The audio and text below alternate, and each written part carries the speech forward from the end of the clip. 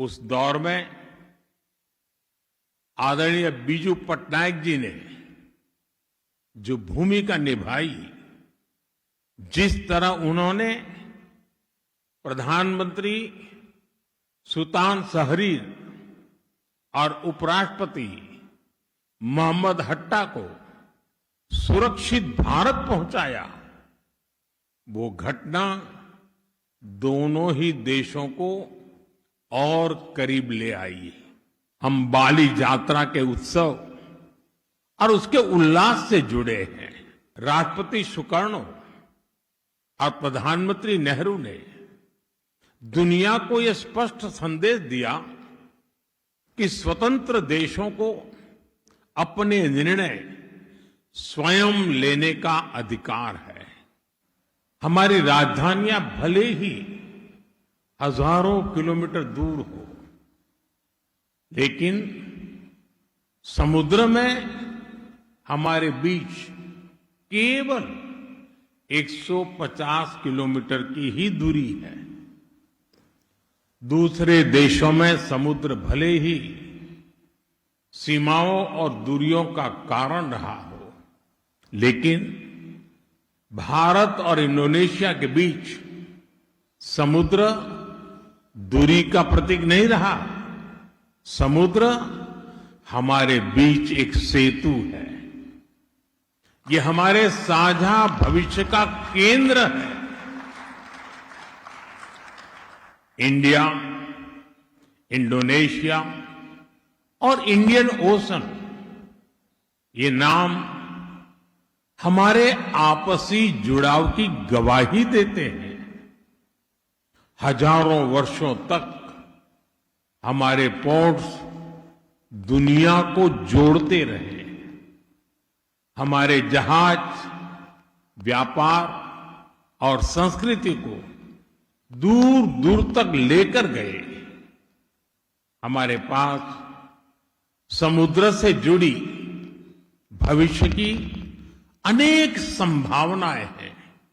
इसलिए मैं आज समुद्र की इसी विशालता को आधार बनाकर आपसे भारत इंडोनेशिया के संबंधों को नई ऊंचाई देने का आग्रह करूंगा। ऑनरेबल मेंबर्स, इंडिया और इंडोनेशिया सिर्फ समुद्र ही शेयर नहीं करते, हमारी हिस्ट्री भी शेयर्ड है। हमारा संबंध रामायण और महाभारत की विरासत है। हमारा संबंध सदियों पहले नालंदा के ज्ञान से है। हमारा संबंध वायांग, नृत्य और संगीत से है। हम बोरोबुदुर और प्रभानम जैसी अद्भुत स्मारकों के जरिए जुड़े हैं। हम इंडोनेशिया के राष्ट्रीय प्रतीक गरुड़ा से जुड़े हैं। हम बाली यात्रा के उत्सव और उसके उल्लास से जुड़े हैं। और जब हम स्वाद की बात करते हैं तो क्रुपुक और पापड़ में कौन ज्यादा क्रंची है, ये कहना कठिन हो जाता है। लेकिन ये बात तो तय है, मसाला और बुम्बू दोनों हमारे जीवन में फ्लेवर लाते हैं।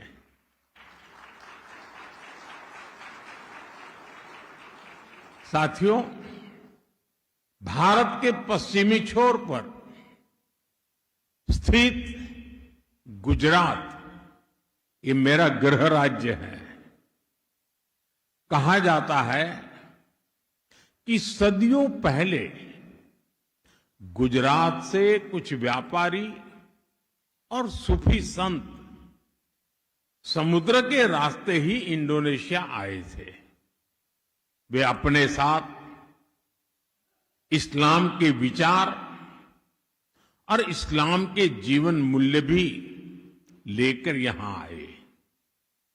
आज भी गुजरात के पटोला वस्त्र यहां सम्मान और प्रतिष्ठा के प्रतीक है।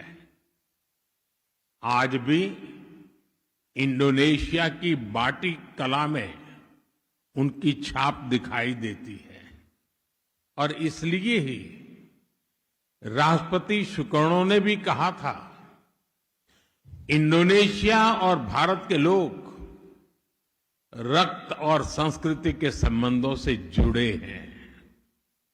साथियों, ऐसा कितना कुछ है जो हमारे पूर्वजों ने साथ साथ जिया है। हम लोगों ने लंबे समय तक विदेशी शासन का सामना किया। हम दोनों ही राष्ट्र लगभग एक ही समय स्वतंत्र हुए। इंडोनेशिया 1945 में और भारत 1947 में।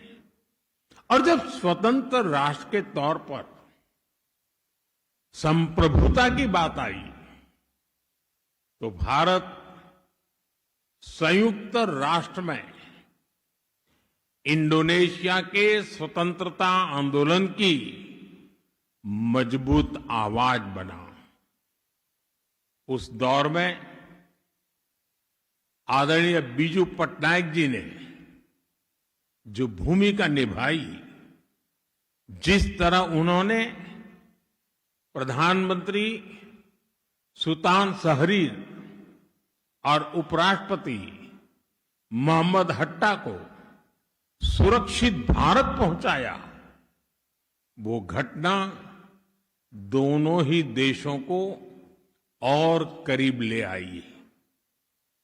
ऑनरेबल मेंबर्स, एक और बात जो हमें एक दूसरे के करीब लाती है वो है हमारा मजबूत लोकतंत्र और लोकतंत्र में विविधता। भारत दुनिया का सबसे बड़ा लोकतंत्र है, मदर ऑफ डेमोक्रेसी है, और इंडोनेशिया दुनिया की तीसरी सबसे बड़ी डेमोक्रेसी है। भारत में सैकड़ों भाषाएं और अनेक परंपराएं हैं, तो इंडोनेशिया में भी सैकड़ों भाषाएं और अनेक परंपराएं हैं। भारत में वसुधैव कुटुंबकम का मंत्र है, तो इंडोनेशिया में भिन्नेका तुंगल इक्का का विचार है। हम दोनों ने अपने लोकतंत्र में इस विविधता को ही अपनी एकता की नींव बना लिया है। ऑनरेबल मेंबर्स, 1950 में जब भारत ने अपना पहला गणतंत्र दिवस मनाया था, उस समारोह के मुख्य अतिथि भी राष्ट्रपति सुकर्णो ही थे, और जिसका उल्लेख अभी आदरणीय स्पीकर महोदय ने किया। और उस दौर में बांडुंग सम्मेलन में राष्ट्रपति सुकर्णो और प्रधानमंत्री नेहरू ने दुनिया को यह स्पष्ट संदेश दिया कि स्वतंत्र देशों को अपने निर्णय स्वयं लेने का अधिकार है। ऑनरेबल मेंबर्स, लोकतंत्र की ताकत क्या होती है, इंडोनेशिया ने ये रिफॉर्मेसी के जरिए दुनिया को दिखाया है। पिछले 2 दशकों में इंडोनेशिया की अर्थव्यवस्था तेजी से आगे बढ़ी है और करोड़ों लोग गरीबी से बाहर आए हैं।